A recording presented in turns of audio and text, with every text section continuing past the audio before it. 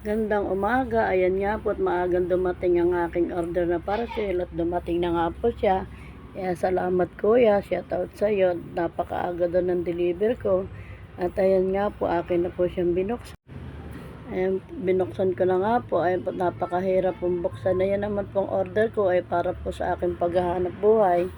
Magagamit ko po sa paghahanap buhay. Napakahirap pong buksan, nakala mo napakalaki. Hirap na hirap po ako kasi napakalaki po ng ano niya. Napakalaki po ng lagayan niya. Maliit lang naman po yung kanyang laman.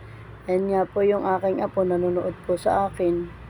Habang ako'y nagbubukas, nakikita, gusto niya po kasi buksan. Nakakala niya po kasi kung ano po yung laman ng aking parcel na dumating. Napakalaki po ng balot. Natutuwa po yung aking apo sa aking binubuksan na parcel. At salamat nga po sa dumaan sa likod ko at binati po akong idol. Shout out sa iyo, Rizal de Tantoco, sa aking followers. Maraming salamat sa walang suporta. Kaya po ayan, binuksan ko na. Ayan na po, nagising na po yung aking apo. Tingnan nyo naman po na napakarami po niyang balot.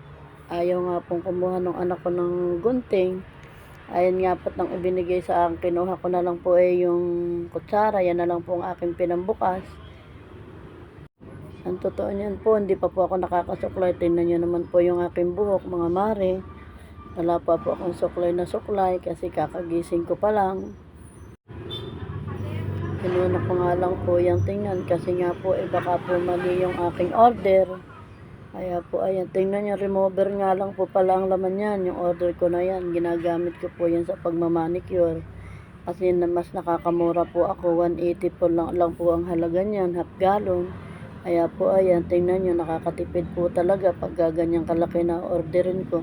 At fast forward na nga po, nagpunta nga po pala kami ng City Hall at nagpasa pa ako ng requirements para po sa aking anak na gagamitin sa review center. At nakita nga po ako ng aking mga followers, sinama po nila ako dito sa Robinson Malolos, sa Pure Gold. Kaya po ayan, tamang pili-pili lang, kahit isang tinapay lang po nakabila ko. Dahil wala naman po akong pera, may masabi lang pong mabili ako. Kaya po ayun, pinagbayad ko na rin po yung apo ko. Isinabay ko na rin po sa kanila. Kaya po ayan guys, salamat sa panonood.